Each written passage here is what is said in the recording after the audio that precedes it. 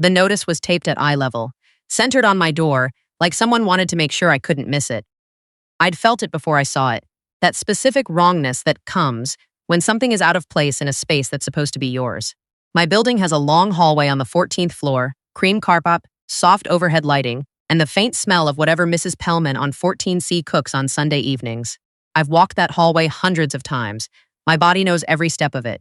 But tonight my feet slowed at the elevator, and I stood there a second longer than I needed to, key card already in my hand, trying to understand what I was sensing before my eyes even found it.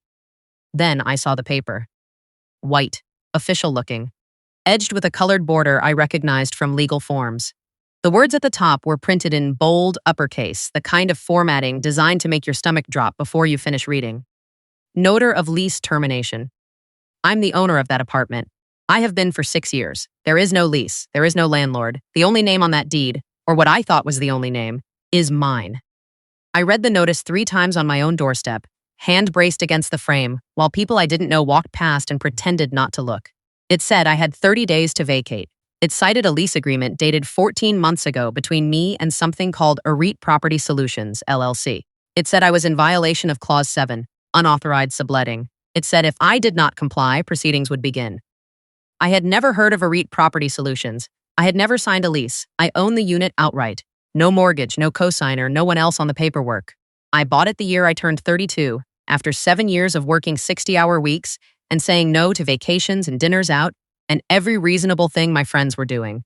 It was the first thing in my life that was completely undeniably mine. My hands didn't shake. That surprised me. My hands were completely still while I photographed the notice front and back, photographed the tape lines on the door, photographed the letterhead and the case number in the corner. I kept my breathing even. I've dealt with my family long enough to know that the first thing they count on is you panicking. Panic makes you slow. Panic makes you say things that can be used against you. I put my key in the door and went inside. And I called my brother. He picked up on the second ring. He sounded relaxed, which told me everything before he said a word. There's a lease termination notice on my door, I said. A pause. Then a sound I've been hearing my whole life, that low exhale that means he's deciding how much to enjoy the moment.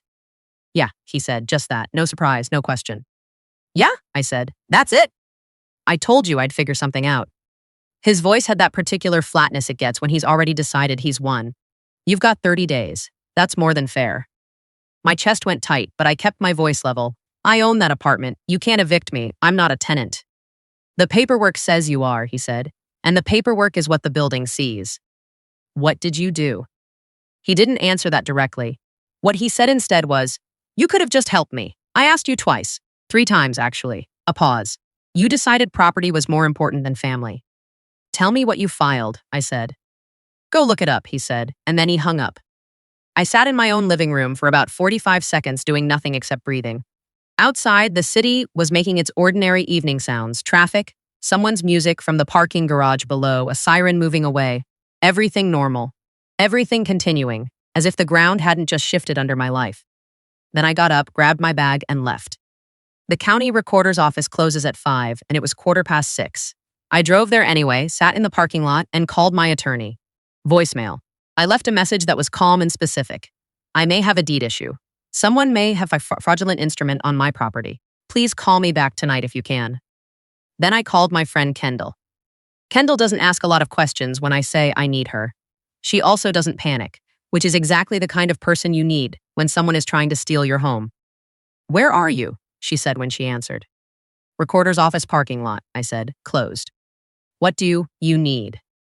Can you come to my building tomorrow morning early? And don't come alone if you can. She didn't ask why. 6 a.m. 6 a.m., I said, thank you.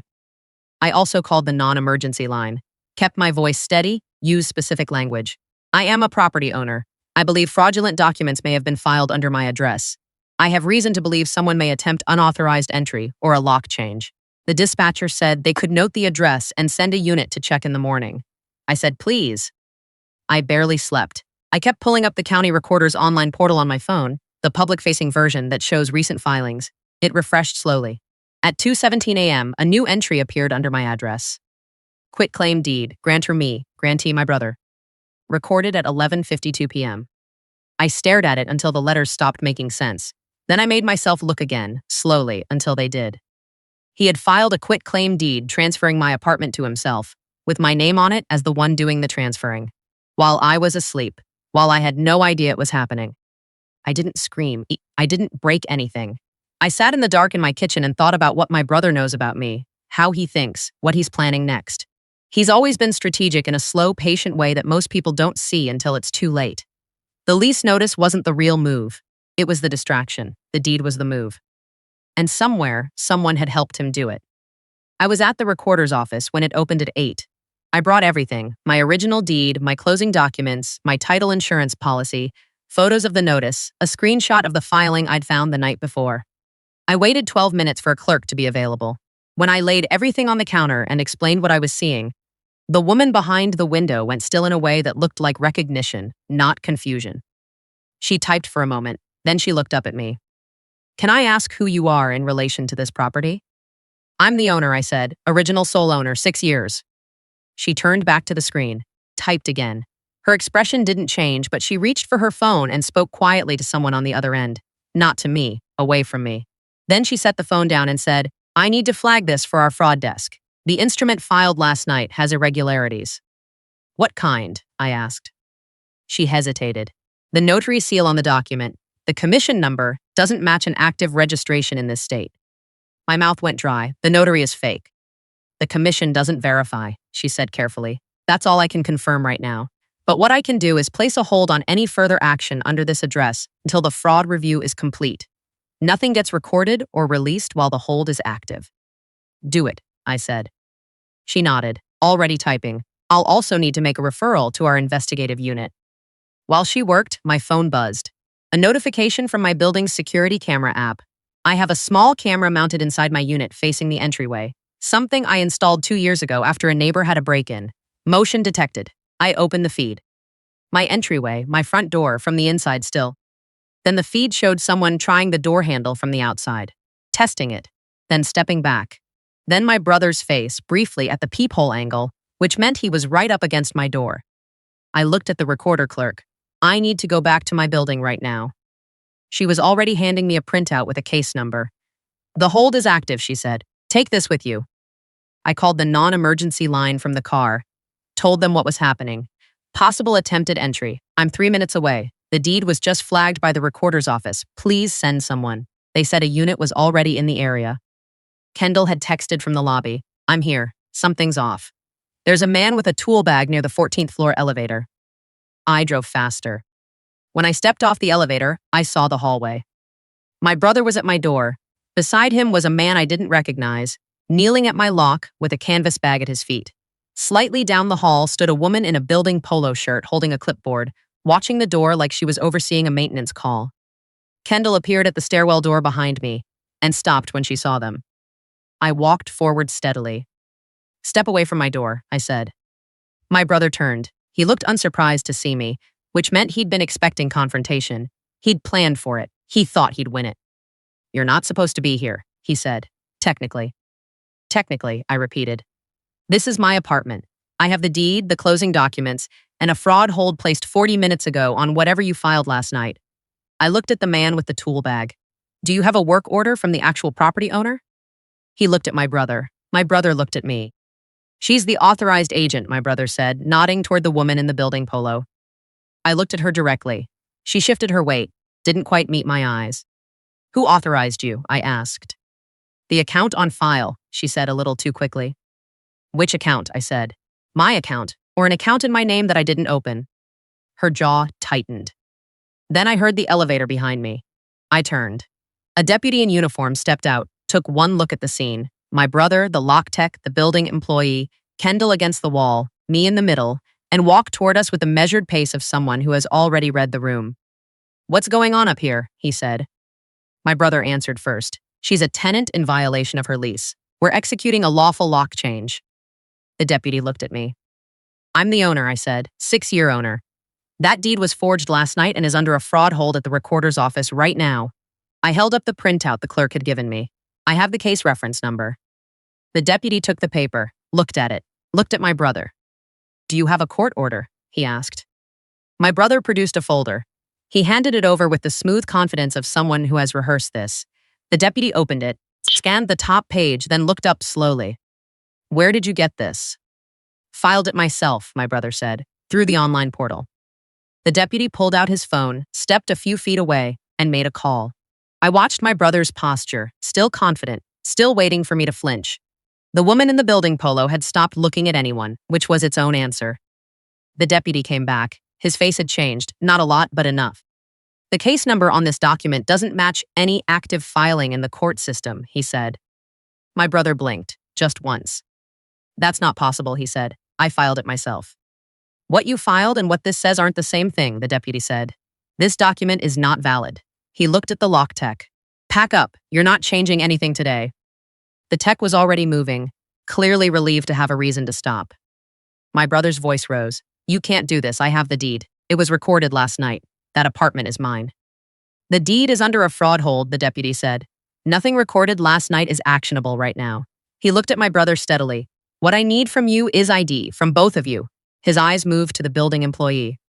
She looked like she wanted to disappear into the wall.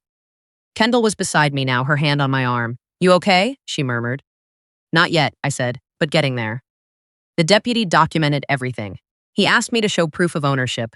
I had the PDF of my original deed on my phone, plus my title insurance contact. He photographed my documentation. He photographed my brother's folder.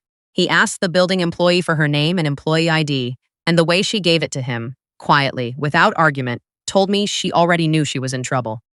Then the deputy looked at me. "I want to go back to the recorder's office with you. The fraud hold is a start, but I need to document what was filed and who filed it.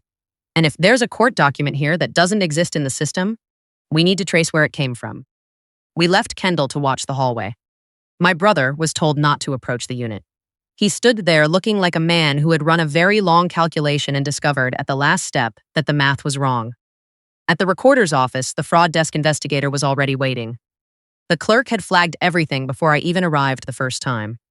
We sat at a table in a back office, and the investigator laid out what they had found. The quitclaim deed had been filed through an online portal using a filer account with a name one letter different from mine. Not my email, but close enough that at a glance you'd miss it.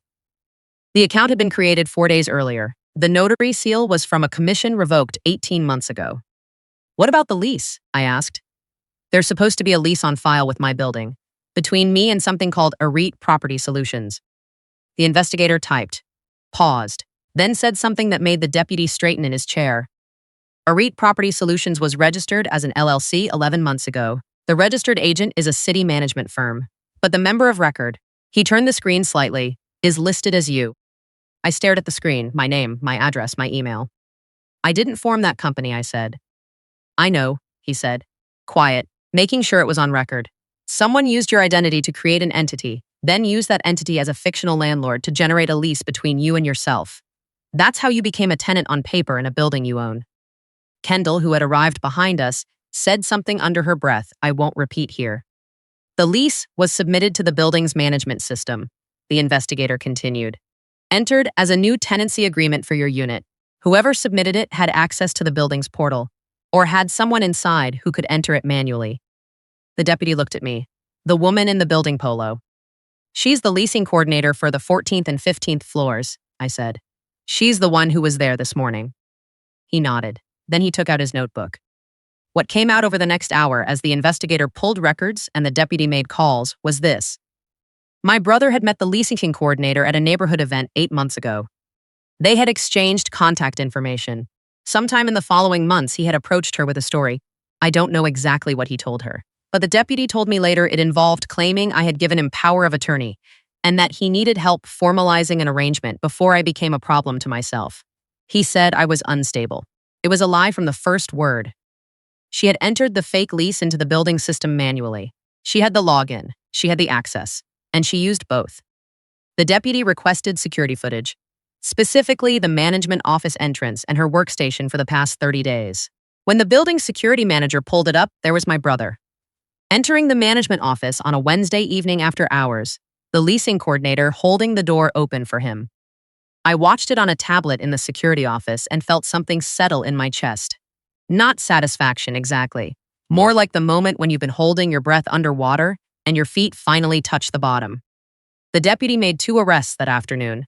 My brother, in the lobby of my building. The leasing coordinator, in the management office where she'd been sitting since morning. My brother didn't say anything when they put the handcuffs on him. He just looked at me, not with anger, not with guilt, with the particular expression of someone who is recalculating. I pressed charges. I didn't waver on it. I didn't think about holidays or childhood, or whether he'd ever been kind enough to balance any of this out, because it doesn't balance. It doesn't ever balance. What he did wasn't born from desperation or some misunderstanding that spiraled. He spent months building a structure designed to take something from me that I earned alone. He recruited help. He used my name. He waited until he thought everything was ready. My attorney called me back that evening. I gave her the case numbers, the recorder fraud hold, the criminal complaint, the LLC dissolution I was initiating, and she listened without interrupting. When I finished, she said quietly, "You did everything right. We'll file for damages on the identity fraud and the entity separately. This is going to follow him." It did. My brother was charged with deed fraud, identity theft, and filing a fraudulent instrument, 3 separate counts. The leasing coordinator was charged with fraud and breach of fiduciary duty. She lost her position before she was formally charged. Her building access was revoked the same afternoon the footage was pulled. The LLC was dissolved and flagged in the state business registry, with a notation about fraudulent use of another person's identity. The forged deed was voided through the recorder's office, and a secondary verification requirement was added to my property record. Any future filing under my address triggers a direct phone call before anything is recorded. The civil case settled 14 months later. My brother paid damages he'll be working off for years. I stood in my apartment the night after the arrests and didn't know what to feel. The city was doing its ordinary thing outside my windows. My furniture was exactly where I'd put it. Nothing had actually moved. Not my things, not my name on the deed, not the 6 years I'd spent building a life in a home that was worth every sacrifice. But something had shifted in how I understood the word mine. I used to think owning something meant having it. A key, a deed, a title policy in a folder somewhere. I thought that was the wall. What I learned is that documentation is only as secure as the systems protecting it, and systems have people inside them, and people can be reached and convinced and paid. What stopped my brother wasn't that I'd built a fortress. It was that I moved fast, documented everything, and didn't give him the 48 hours he needed to make the paper real enough to stick. He needed me to panic. He needed me to feel like the notice on the door was already final, like the system had already ruled against me, like showing up at the recorder's office would only confirm what he'd set in motion. He needed me to believe it was over before I found out it wasn't. There's something he said to me years ago, during a fight about money, something I'd half forgotten until all of this. He said, "You act like you're the only one who ever worked for anything." He said it the way people say things they mean but dress up as critique. I thought about that sitting in my kitchen, the night the charges were filed. He wasn't wrong that he'd worked hard at things. He just decided, somewhere along the way, that the distance between his effort and his outcome was my fault. That I owed him something I'd never agreed to. That family was a word that could override a deed. He found out it can't. My name is still on that apartment. My name is the only name on it. And now there's a verification flag in the system. That means no one touches anything under that address, without the recorder's office making a phone call first. Paper can be forged, trails cannot.